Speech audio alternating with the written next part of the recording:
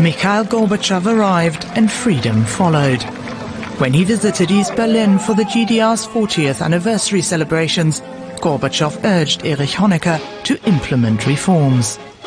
He warned the East German leader, saying, "Life punishes those who come too late." A month after his visit, the Berlin Wall fell, and with it, the Iron Curtain that had divided Europe for decades.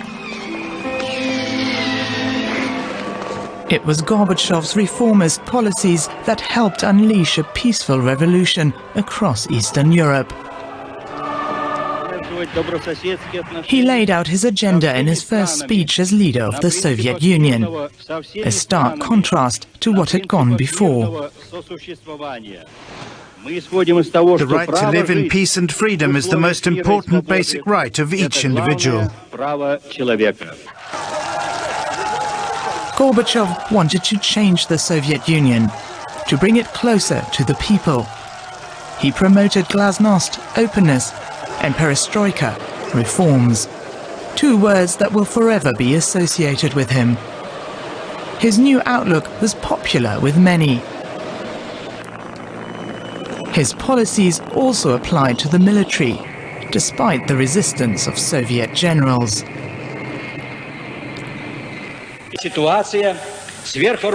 I'm convinced that we will also have to reform our military. We have far too many weapons. We have to seek dialogue with other superpowers and reduce our arsenals to a reasonable extent. As a result of that dialogue, Gorbachev and US President Reagan signed the first of many disarmament treaties in 1987. It was the beginning of the end of the Cold War. In 1990, Gorbachev was awarded the Nobel Peace Prize for his key role in bringing about a new peaceful world order. Internationally, he was highly regarded.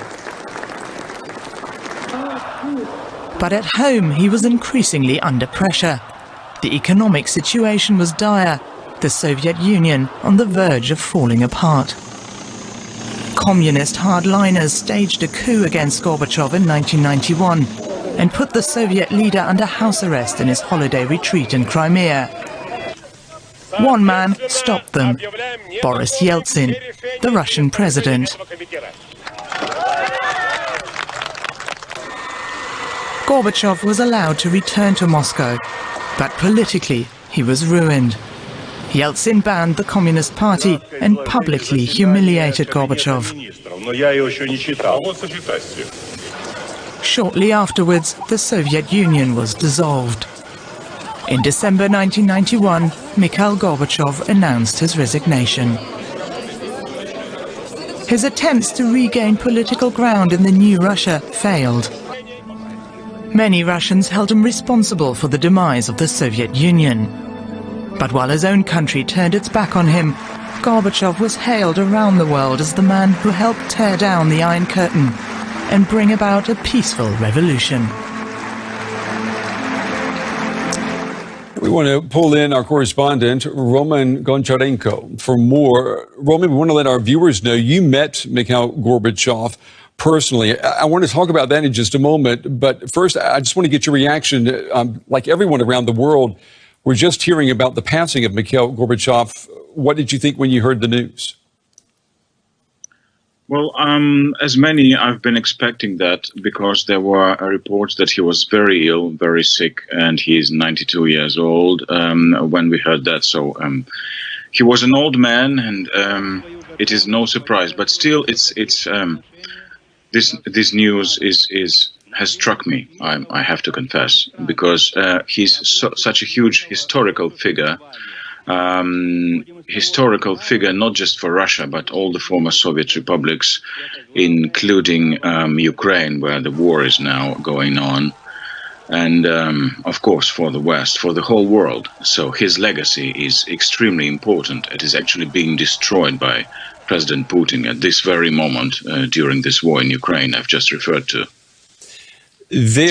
When we talk about collective memory of Mikhail Gorbachev, there is the memory that we have of him here in the West. And there's also the memory that has been pushed inside Russia. And I dare say that those are two very different notions about Mikhail Gorbachev, aren't they?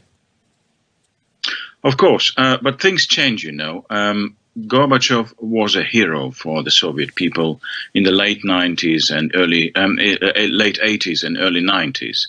So he was the one who gave people freedom, who gave freedom of speech, the words glasnost and perestroika, meaning that change is coming, possible. The Soviet Union or later Russia, another republic, could live in peace with the West. That was the key message. He gave people the right to travel, actually, because the Soviet Union was a closed empire, so you couldn't just go abroad before him. And millions of people are grateful for that. Later in the 90s, and when Putin came to power in Russia, the attitude changed. Most people disliked Gorbachev. They blame him for the collapse of the Soviet Union. They think that he was too soft with the West, that the West betrayed him. This is what most Russians think today. For a minority in Russia, he's still a hero, and they are still very grateful to him for giving the Russians and other peoples of the former Soviet Union just what I've just said: freedom, first of all, the right to travel, freedom of speech, democracy. So I do hope that maybe in 10 or 20 years, we don't know how Russia is developing, but I think the attitude and towards Gorbachev could change as well and come back to the roots where it all started. He is a historic figure. And how can you imagine how Russia is going to mark his passing? I mean, he was leader of the Soviet Union.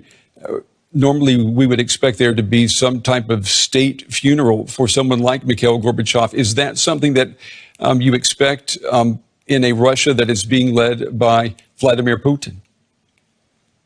It is difficult to imagine a big state funeral because he's very much disliked by the majority of Russians. But you never know. There was when Boris Yeltsin, the successor of Gorbachev as president of Russia and the first president of Russia, died, there was kind of a state funeral, but it was not so big and huge, I would say. So we could expect something like that now in this case.